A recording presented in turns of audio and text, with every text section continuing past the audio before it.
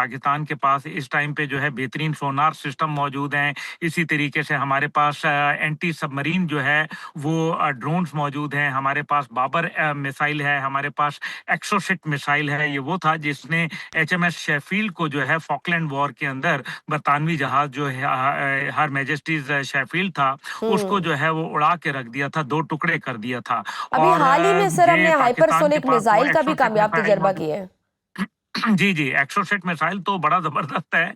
ये तो भारत अपना विक्रांत भेजे, मैं तो ये उम्मीद करके बैठा हुआ हूँ, क्योंकि अगर विक्रांत आएगा तो नरेंद्र मोदी का जो सिंदूर है, वो पिछली दफ़ा तो हमने सिर्फ बिखेरा था, इस बार हम जो है वो ऑपरेशन विधवा कर देंगे उनको, ये बात तो बिल्कुल तय है। और मेरे ख़्याल में मैं सलाम पेश करता हूँ अपने आर्मी चीफ को, जिन्होंने एक ऐसी पॉलिसी, जो कि मैं हमेशा से इसका मद्दार रहा, कि जो पॉलिसी जिसको कहते हैं कि ऑफेंसिव डिफेंस, क्योंकि मेरे वाले जनरल हमीद गुल जो है वो ऑफेंसिव डिफेंस पॉलिसी जो है वो अपनाते थे, और आज फील्ड मार्शल साहब ने ये अपनाया है और पूरी दुनिया में उन्होंने इज्जत कमाई है।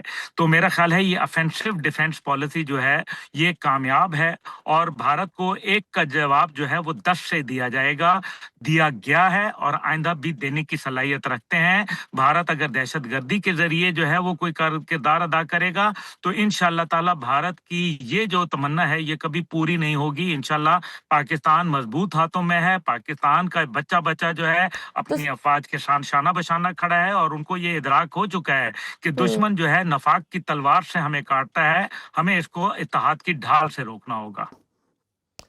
तो सर ये जो मिसाइल है ये भारत में कहाँ तक की रेंज रखता है जो भारत इतना खौफजदा है, ये जो हमने हाइपरसोनिक भारत मिसाइल लॉन्च किया है? देखिए, जो पाकिस्तान के जो मिसाइल्स है ना, अल्हम्दुलिल्लाह मैं आपको बताऊं, 1000 मिसाइल इस टाइम पे भारत की 1000 पोजीशंस के ऊपर, जिसके अंदर उनके नेवल टारगेट्स हैं, जिनके अंदर उनके कमर्शियल टारगेट्स हैं, जिसके अंदर उनकी दिफाई जो सहूलियात हैं उनके टारगेट्स हैं, उनके एयर बेसिस हैं, उनके नेवल बेसिस हैं, उनके जो फौजी ठिकाने हैं वो हमारे निशाने पे हैं। It's a matter of time. अगर ये हुआ तो इस टाइम पे ये भी मैं आपको बताता चलूं कि इस टाइम पे जो है इंडिपेंडेंट कमांड सिस्टम जो है वो इन्वोक कर दिया गया है, यानी कि हम्म, अब किसी को GHQ या नेवल हेडक्वार्टर या एयर हेडक्वार्टर फोन करने की जरूरत नहीं होगी। अगर हमला हुआ तो वो अपने अपने तौर पर जो जो निशाने पहले से तयशुदा हैं, जो जो हम्म। अहदाफ उनको दिए गए हैं, उनकी धज्जियां बिखेर देंगे इंशाअल्लाह ताला। पाकिस्तान बड़ा मजबूत मुल्क है, और यही वजह है कि भारत जो है वो खौफ में मुब्तला है, वो डर गया है और बराह रास्त हमला करने से गरेजा है, और शिकस्त खाई उसने, पूरी दुनिया में हजीमत उठाई। 7-0 का हमारा जो है वो स्कोर जो है उसको याद रहेगा, लेकिन वो तो याद इस सूरत में रहेगा ना कि जब वो भारत अगर अपने अज़ाइम को जो है वो रोक के रखे, और अगर ये उसने काम किया तो मेरा नहीं ख्याल कि फिर वहां याद रखने वाला भी कोई बचेगा। इंशाल्लाह ताला फिर सदाबहार होगी और पाकिस्तान जिंदाबाद के नारे होंगे। अब्दुल्ला साहब, भारत का हाल ही में अमेरिका से दिफाई मुआहिदा भी रिन्यू हुआ है, उससे आप ऐसे कशीदा हालात में कैसा देख रहे हैं? क्या हमें भी हथियारों और दिफाई आलात से मुतालिक चीन से मजीद खरीदारी और मुआहिदों के लिए आगे जाना चाहिए? देखिए, इससे यकीनन खित्ते में जो एक तहफ़्फ़ुज़ है वो तो पैदा हुआ है, और इसमें खित्ते में जो है दिफाई साज़ो-सामान की दौड़ तो ज़रूर जो है वो शुरू हो जाएगी। लेकिन पहले भी आपको पता है कि राफ़ेल चलाने के लिए पायलटों की ज़रूरत थी, तो जब गधा गाड़ी चलाने वाले जब उन्होंने पायलट भर्ती कर लिए, तो फिर उनका हाल वही होता है जो हमने माज़ी में किया है। लेकिन मैं इन सब के बावजूद मैं सिर्फ़ एक बात ज़रूर ये कहूँगा कि ये यकीनन मेरे ख़्याल में बेहतर यही हो कि हम जो है वो इन चीज़ों से अपने आप को जो है किनारा करें। मामलात जो है वो हम बातचीत के ज़रिए जो है, और इंटरनेशनल कुव्वतों को चाहिए कि एक flash point, nuclear flash point बनने से रोका जाए। लेकिन इस सब के साथ जो है दिफाई मुआहिदा के अंदर अमेरिका का ये नहीं है कि अगर कोई लड़ाई हुई तो उस सूरत में अमेरिका आके मदद करेगा।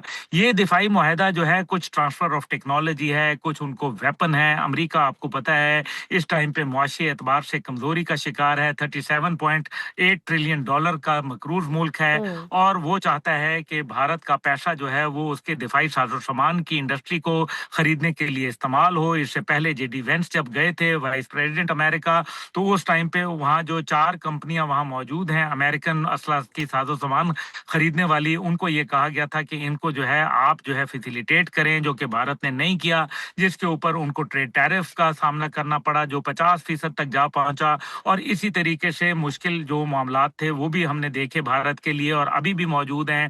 फिर उनका जो B1 वीजा जो था उसके अंदर आपने देखा कि वो $1 लाख उसकी जो है वो फी कर दी गई। तो भारत के लिए मुश्किलात जो है वो आई और कईयों को तो बेड़ियों पहना के जो है वो मुल्क बदर किया गया, ये भी हमने देखा। वो हाउडी मोदी और वो जो आई लव ट्रंप जो है वो बात खत्म हो गई है। लेकिन इस सब के बावजूद मैं ये समझता हूं कि जो इस टाइम पे बातचीत हो रही है वो रियल टाइम मॉनिटरिंग की हो रही है। वो खतरनाक है क्योंकि रियल टाइम मॉनिटरिंग के जरिए पाकिस्तान और चीन ने जो चीन के जो इस सैटेलाइट से फायदा उठाते हुए जो हमने अल्हम्दुलिल्लाह मार्का हक के अंदर जो भारत को एक हजीमत आमेज शिकस्त दी थी, अगर रियल टाइम मॉनिटरिंग भारत के पास आती है तो यकीनन ये मेरे ख्याल में पाकिस्तान के लिए एक यकीनन चैलेंज होगा। लेकिन इंशाअल्लाह ताला वो कहते हैं ठीक। ना कि कोई ऐसी बात नहीं है, इंशाअल्लाह बिल्कुल ताला ठीक। गाजी सर है गज़ा शहीद की तो भी बात हमारा करते मोटो जाते है। हैं। ईमान। बिल्कुल ठीक हाँ। सर, गज़ा की भी बात करते जाते हैं। इसके हवाले से भी जो अमन मुआहिदा था वो कोई कामयाब होता दिखाई नहीं दे रहा, क्योंकि इसराइल की जारियत जारी है और वो कहते हैं कि हम अमेरिका को बताकर गज़ा पे हमला करते हैं। आपको क्या लगता है कि हमास इस सारी सिचुएशन में कुछ ज़्यादा देर टॉलरेट करेगा? नहीं, देखिए मेरा ख़्याल है कि जो इस टाइम पे हमास का मसला नहीं है, बात ये है कि पूरी दुनिया अभी इस्तांबुल में जो कल वज़राए ख़ारजा की मीटिंग हुई और कॉन्फ्रेंस हुई और हमारे इसहाक डार साहब भी गए। मेरा ख़्याल है कि इस टाइम पे इसराइल को कोई चेक एंड बैलेंस करने वाला नहीं है।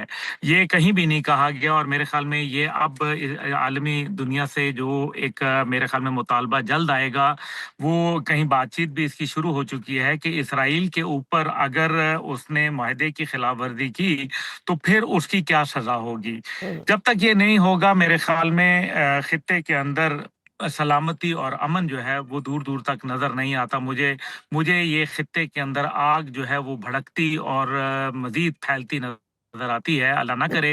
बहरहाल हम तो यही चाहते हैं कि अल-कुद्स शरीफ जो है वो दारुल खिलाफा हो और फ़लस्तीन जो है वो उसका नक्शा जो है पूरी दुनिया के सामने रखा जाए।